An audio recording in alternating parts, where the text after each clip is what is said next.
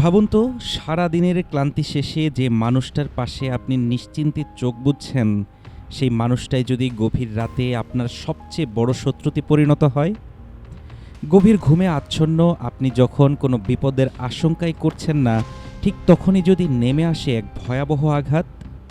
কল্পনা নয়, ঠিক এমন এক শিউরে ওঠা বাস্তবতার সাক্ষী হল ফরিদপুরের ভাঙার মানুষ।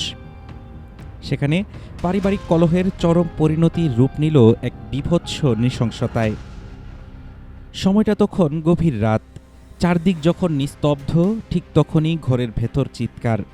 পারিবারিক বিরোধের জেরে ঘুমন্ত স্বামীর গোপনাঙ্গ ব্লেড বা ধারালো অস্ত্র দিয়ে কেটে ফেলার অভিযোগ উঠেছে খোদ স্ত্রীর বিরুদ্ধে। চিৎকার শুনে প্রতিবেশীরা ছুটে এসে রক্তাক্ত অবস্থায় উদ্ধার করেন ভুক্তভোগী স্বামীকে।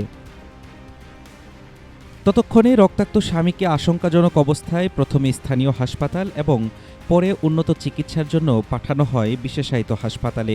চিকিৎসকরা জানিয়েছেন, অতিরিক্ত রক্তক্ষরণের কারণে ভুক্তভোগীর অবস্থা বেশ আশঙ্কাজনক।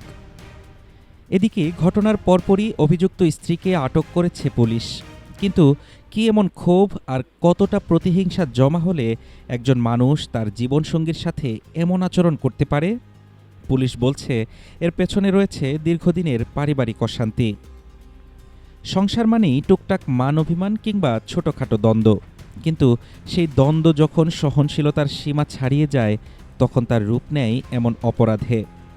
ফরিদপুরের এই ঘটনাটি যেন আবারও মনে করিয়ে দিচ্ছে পারিবারিক সম্পর্কে পারস্পরিক শ্রদ্ধা আর মানসিক স্বাস্থ্যের যত্ন কতটা জরুরি। নয়তো ক্ষোভের এই আগুন এভাবেই ছাই করে দেবে এক একটি পরিবারকে।